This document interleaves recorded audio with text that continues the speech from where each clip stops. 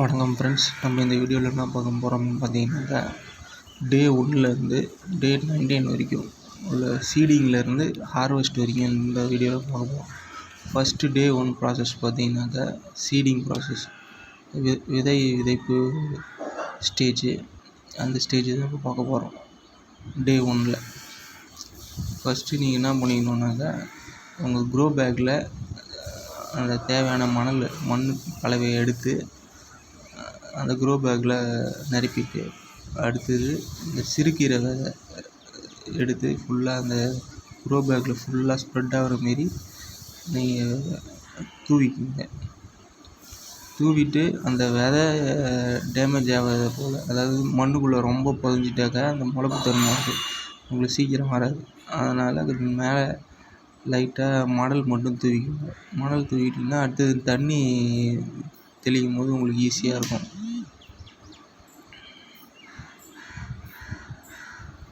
அடுத்தடுத்த நாள் நீங்கள் தண்ணி தெளிக்கும் போது உங்களுக்கு வளர்ச்சி நல்லாயிருக்கும். உங்களுக்கு மணல் போட்டிங்கனாக்கா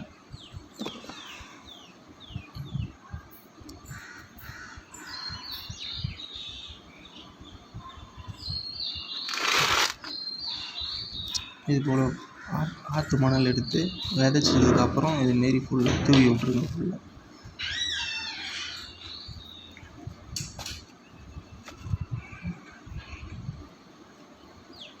இது வந்து டே 1 ப்ராசஸ், சீடிங் ப்ராசஸ்ஸு.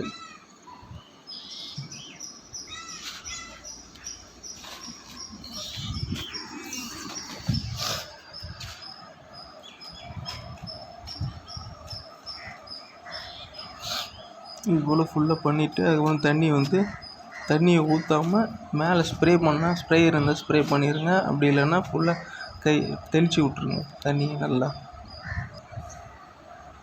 அடுத்து வந்து ஸ்டேஜ் வந்து இதில் டே 3 இது வந்து ஜெர்மினேஷன் ஸ்டேஜு. இப்போ 3வது நாளில் உங்களுக்கு முளைப்பு வந்திருக்கு. அழகாக அந்த சிறுகீரை விதை வந்து சின்னதாக முளைச்சி வந்திருக்கு. அதுதான் இந்த கிளிப்பில் பார்க்குறீங்க. பாருங்கள், குட்டி குட்டி ஒன்று வந்திருக்கு பாருங்கள்.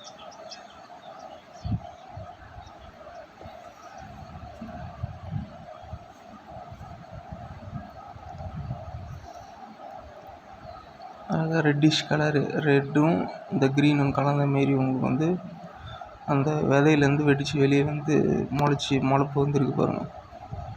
இது டே 3ல்.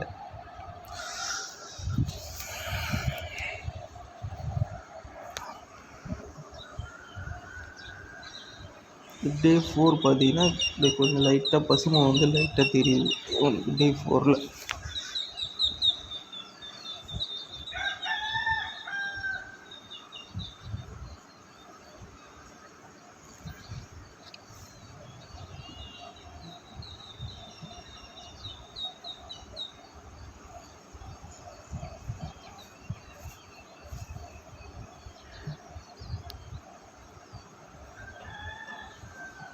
இது வந்து டே 7 க்ரோத்து.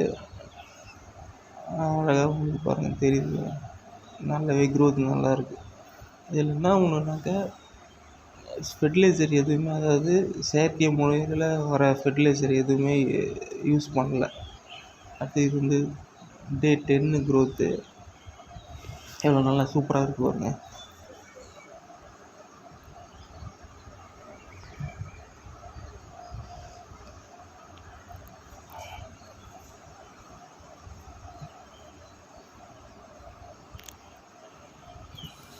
டே 17 இது நல்லா க்ரோத்து சூப்பராக இருக்குது.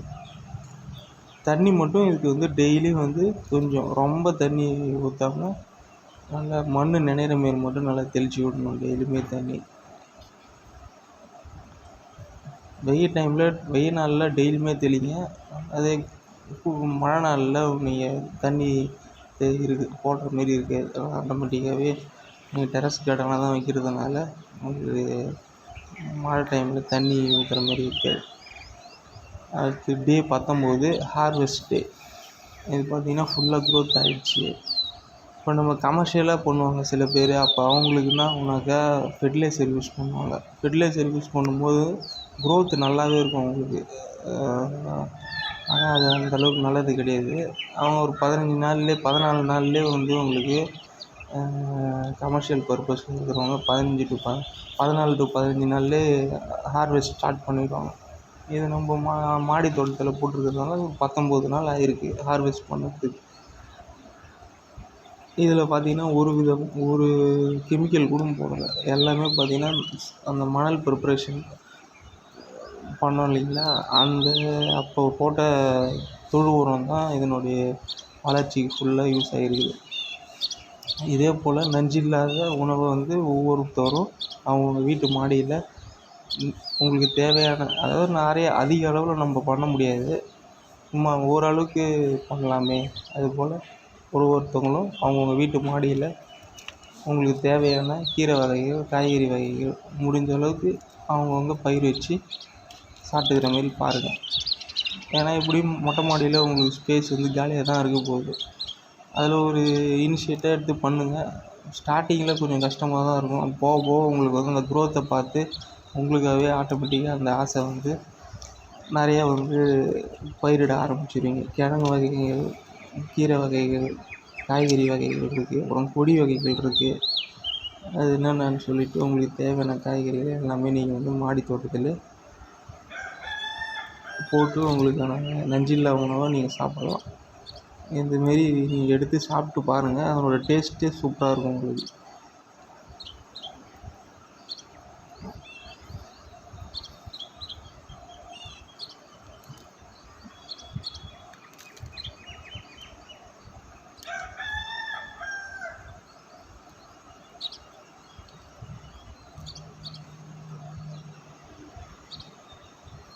இது நாங்கள் பார்த்தீங்கன்னாக்கா பொரியல் போல் செஞ்சு சாப்பிட்டோங்க. நல்லா சூப்பராக இருந்துச்சு.